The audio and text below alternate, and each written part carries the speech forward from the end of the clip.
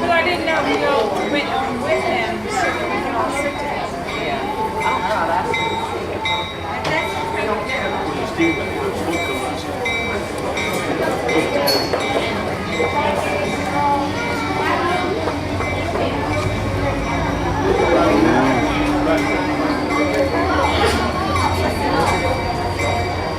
DMD.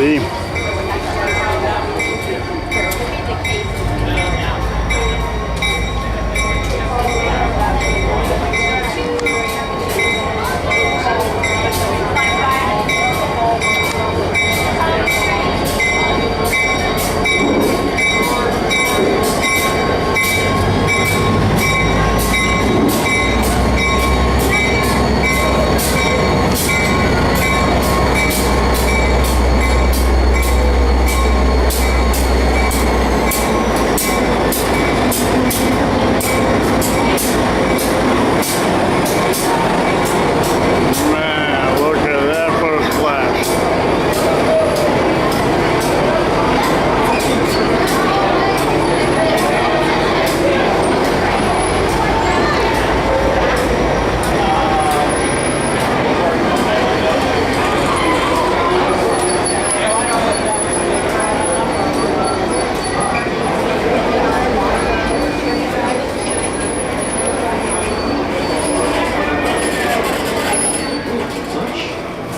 They still give tours periodically of those tunnels today, especially at Halloween. I understand it's a rather creepy experience if you get to go down there. Emmanuel Episcopal was built in 1848. It dominated the Cumberland skyline until the Allegheny County Courthouse up above it was built in 1894. If you look real closely at the corners of the courthouse, you're going to see 4 gargoyles jutting out from the sides. A lot of people don't pick that up, but they like the day every day. See them? You know why gargoyles? They're fancy downspouts, folks, that's all. Keeps the water away from the masonry.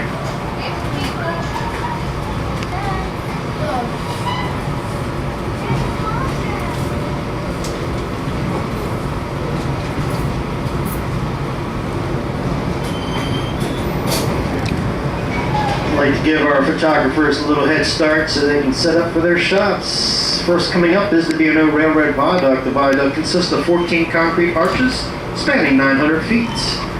Built of brick in 1849, the viaduct carried the Baltimore and Ohio Railroad over Wills Creek, the streets of Cumberland, and later on the Western Railroad.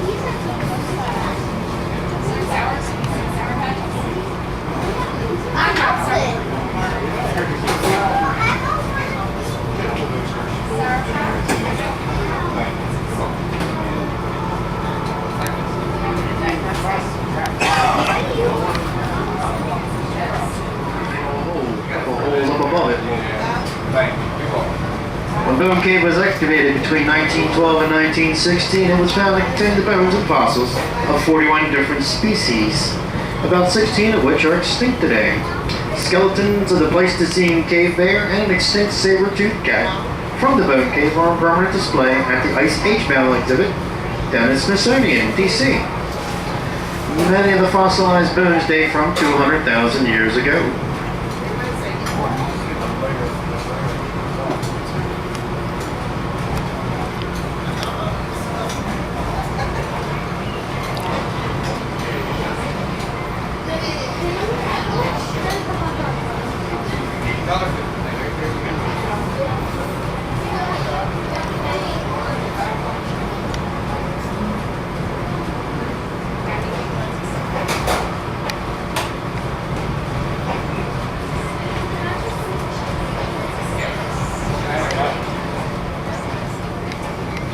goes. Now, it wasn't a Pleistocene cave bear, but it was, I would say, a juvenile black bear was in our backyard last night. Now, my wife had never actually seen a black bear up close and personal. She turned into a 5-year-old little girl. I want it! Oh my God, it's so cute! Now she wants to go up to the Bear Creek Lodge up there in McHenry and pretty much decorate our whole lower level with that.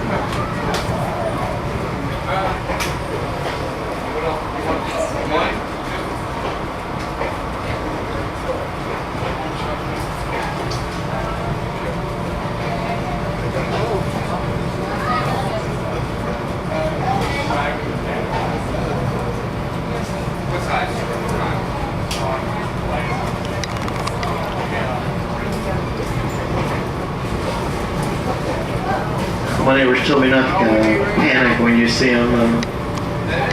Basically like a raccoon, 250-pound raccoon, but that's...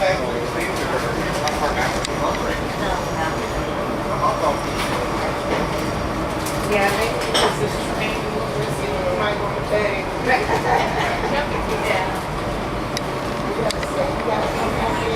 It catches the best of us. I'm going here every darn day. I'll tell you what, every once in a while, it's a little hard.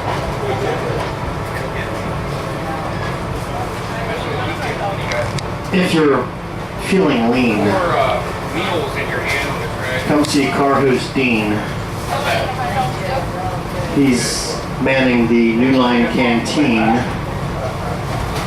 He's selling pizza, hot dogs and such. You can buy them in between here and the next point of interest.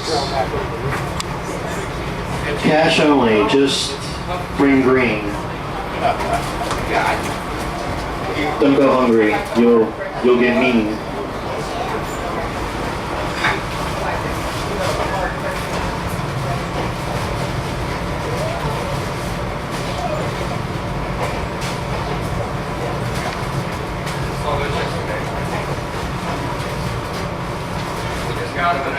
Off to Western Maryland. Please be advised that diesel fumes can be strong. Ooh, I guess I should have said that before they went out there. My shirt always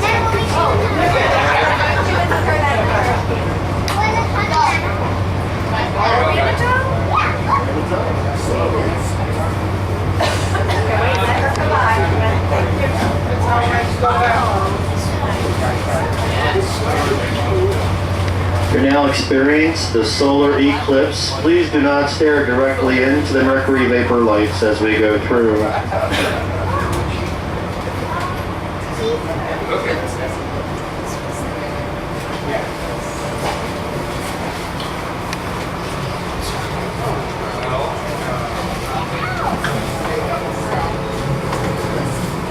You're welcome.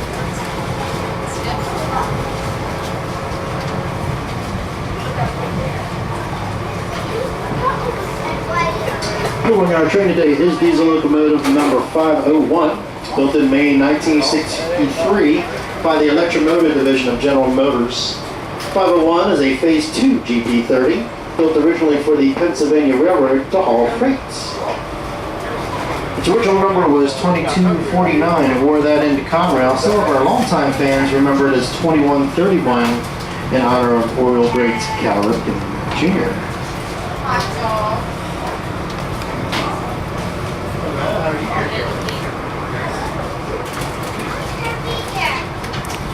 Our diesel engine requires a 2-man crew. Your engineer today is Mr. Mike McMullen. He's a 37-year railroad retiree, hired on with the chassis system in the mid-70s, graduated up to engineer. His last playground was for CSX over on Sand Patch Grade, so Mike basically went from one side of Wills Creek to the other. Your brakeman today is Mr. Kevin Griffith. He's responsible for setting and releasing the brakes, throwing the track switches, and disconnecting and connecting the cars. When the train is in motion, the brakeman monitors the left side of the engine, the engineer monitors the right. Your conductor today is our senior conductor, Mr. Jim May. He's a 37-year railroad retiree, hired on with P&O as a brakeman back in the 60s. Graduated up to conductor. With CSX, he actually helped train brakemen and conductors. He does more than just punch tickets when you get on the train, folks. He is responsible for everything that happens on this train, from its start to its stop, to safeguarding the welfare of all the crew and passengers.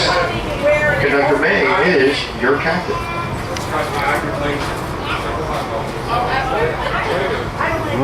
Making a big buck. Oh.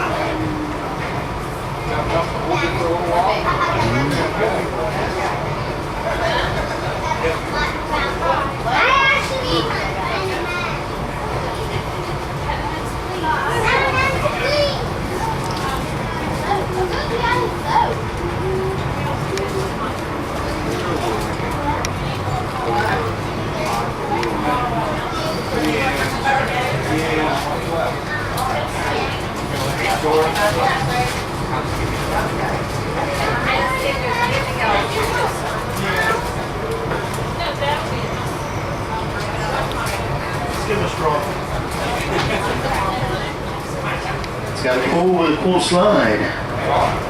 It's got a chicken coop. It's got a walk-in closet. You can put one of those tiny houses from HDTV inside of. All this on 430 acres to romp around on. $1.9 million. Pretty sure you can get him for 1.75 easy.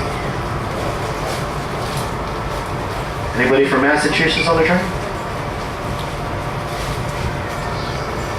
If any of our passengers are seriously considering buying the White House, your narrator and crew are up for adoption upon return to Cumberland, Maryland. Thank you.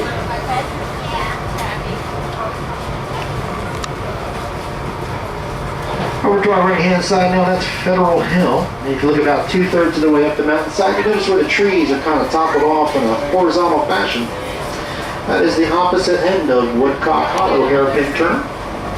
We'll be up there in about 6 or 7 minutes looking down on these tracks that we're traveling on right now. Helps you to understand how the railroad gains elevation in a relatively short span of distance. It's engineering feats. Also, we've seen a lot of deer up here in the last several weeks. They're easy to spot this time of year because their coats are like an orangish brown. They really stick out. Look for them down in the gullies and in the meadows near the tree lines. Up here by mile marker 178, a month or so ago, I saw a little black bear sitting off to the left-hand side. Sitting about 10 yards inside the tree line there. Bent over, looked like he was chewing his toenails at the time.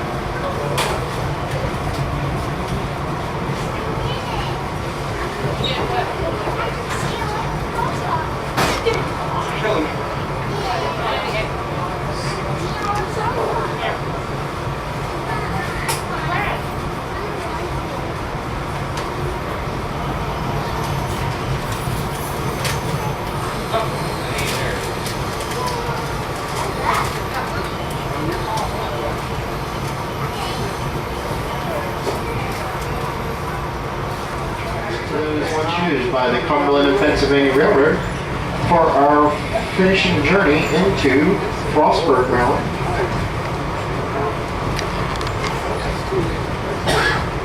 Many cyclists and hikers enjoy the trail, which you may have already noticed as we made our way up to Frostburg later on our return to Cumberland. Probably recognize a few of your fellow passengers as we pass them on their bikes. Actually, I understand a few of them are actually making the journey north to Big Savage Tunnel. Enjoy.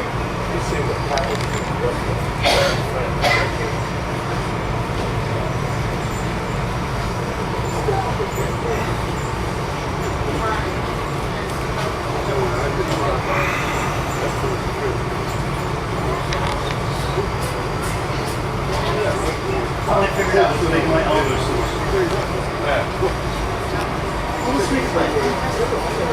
resting it on his leg. Resting it on his leg.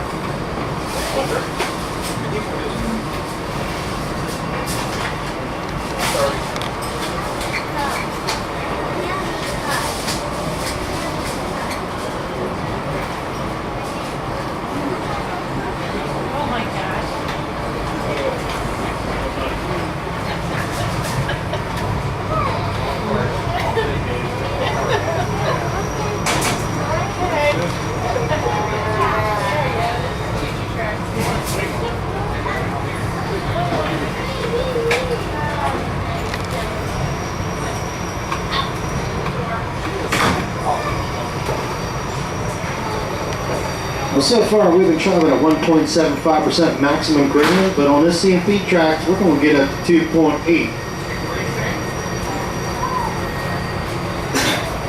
You notice 501 start to slow this down. Lift your feet up and help us get into the station. Thank you.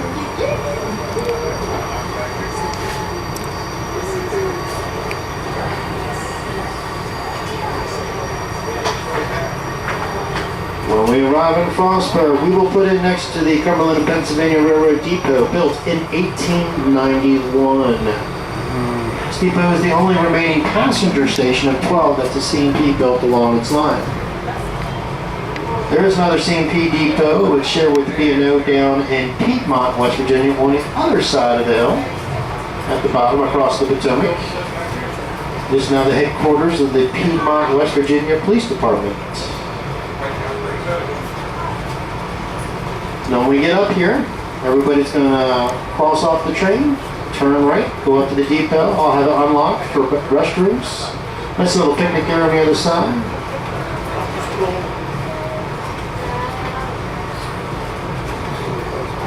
All my bicyclists, when they get off the train, they're going to turn left. Please bear in mind there's a gap between the platform and the cars. I don't want to lose anybody off to the abyss. Now this is very important. This train will leave Frostburg Station at 1:30 sharp. At 1:15 we will reopen the train up for boarding if you like. At 1:25, engine 501 will give off one long horn blast. If you ain't on that train at that point, get your sprinting shoes on.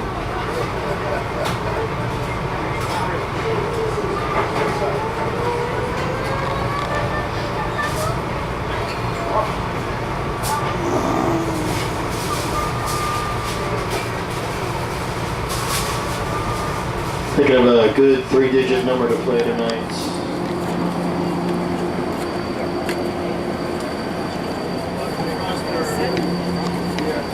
Alright. I need to take a break.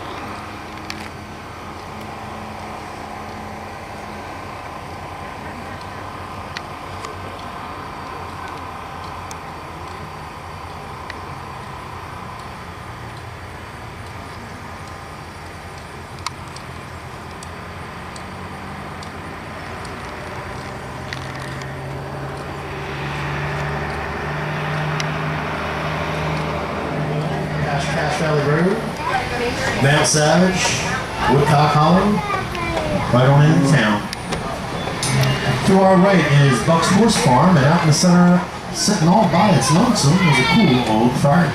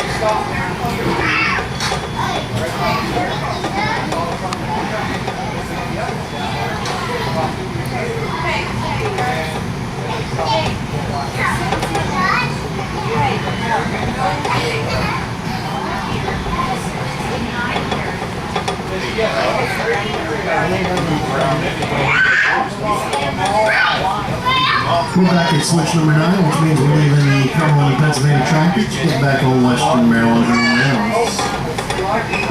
Some of the things we're excited about here at the Western Maryland Scenic by Chesapeake, Ohio, number 1309 is one. It's a 02662 Mallet. Steam locomotive of note, it was the last one built by Baldwin for domestic railroad. Built in 1949, ran for 8 years along the Peach Creek Division in West Virginia. Mainly as a coal hauler.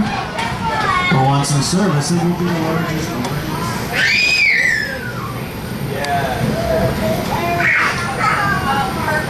That's nice.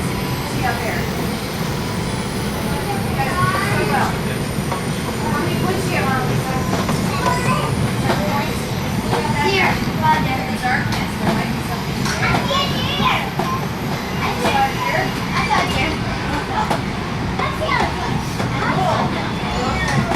Both songs.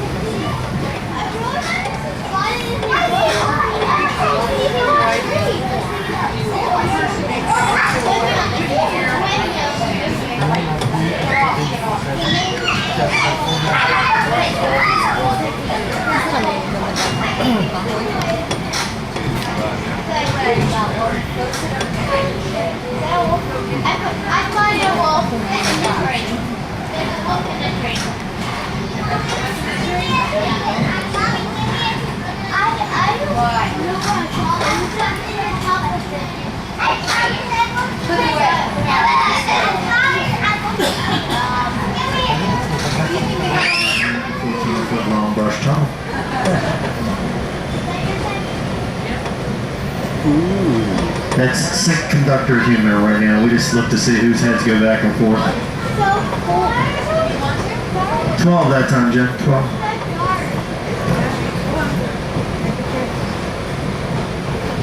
Interesting.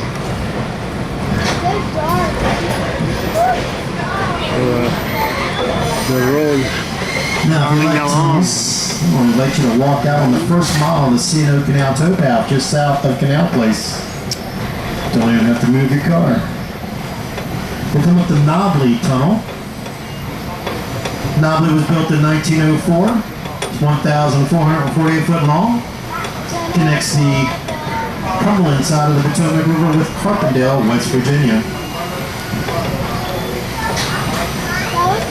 Nice easy path, gives you a nice view of Cumberland as you're heading back north.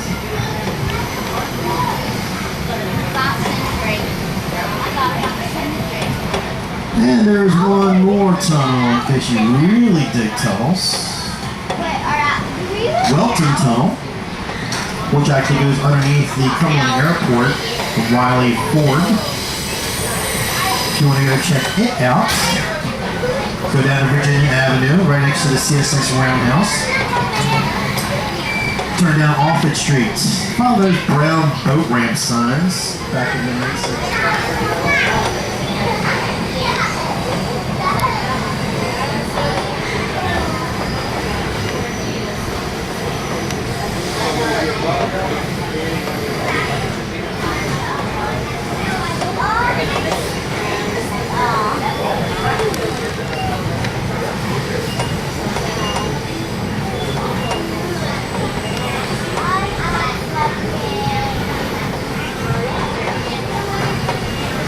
If you'd like to check out Cache Valley Road and Homesteaders, there's about 2 dozen parking spots right here, right next to the Great Allegheny Passage. Easiest way to get here is when you're leaving the Narrows, head up 36, even though it says South 36, you'll be traveling north. Brings you around to Corriganville. As soon as you see the sign for Corriganville, look to your left, you'll see Cache Valley Road. Brings you right up here.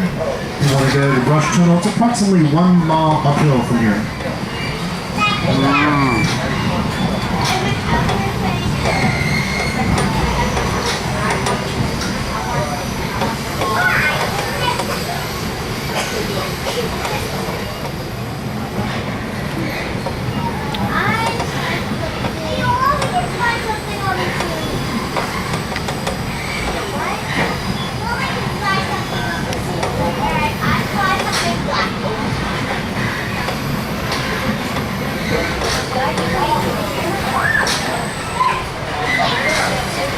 I only hope she turned the camera on.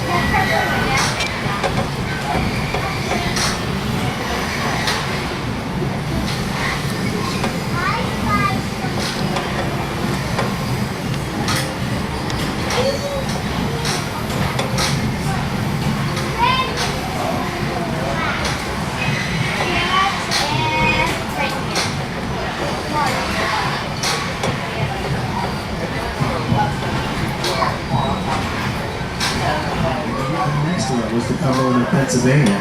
Actually, the CMP had the Eckert branch that spurred off here and went up to LaVale and beyond. You had the Pennsylvania Railroad's State Line branch coming down from Bedford County, crossed over the B&O, crossed over Wills Creek, joined the Western Maryland on this side of Wills. Over on this side, you also had the Georges Creek and Cumberland, the Cumberland and Western Port. You had the Cumberland Electric Railway that actually ran between the National Road and Wills Creek. Take that from downtown all the way out to Narrows Park. And of course, at the end of Wills Creek was the C&O Canal Wharf, towpath. Get your rails with your sails.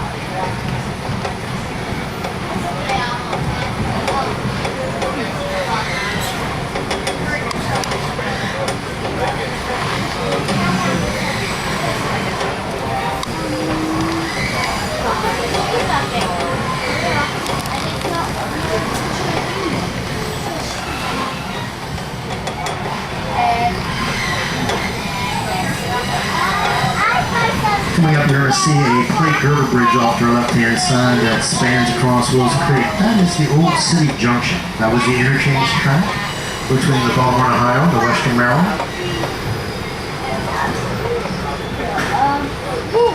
The original one washed away with the flood of 1924. That was actually down there where Canal Place is now. But that went straight across to originally West Virginia.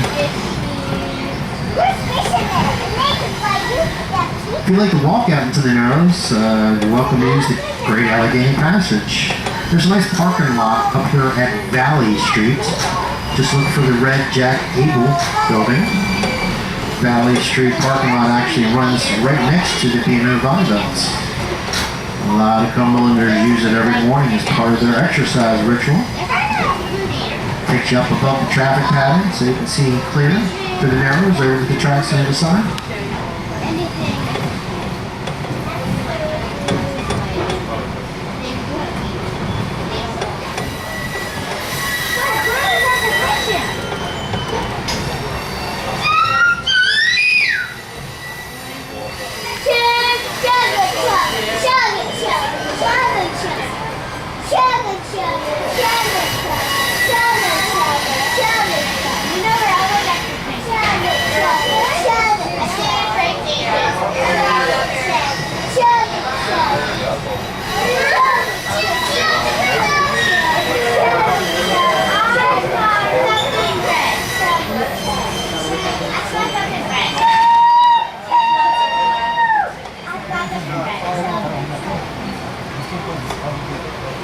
Yeah, I know, it's that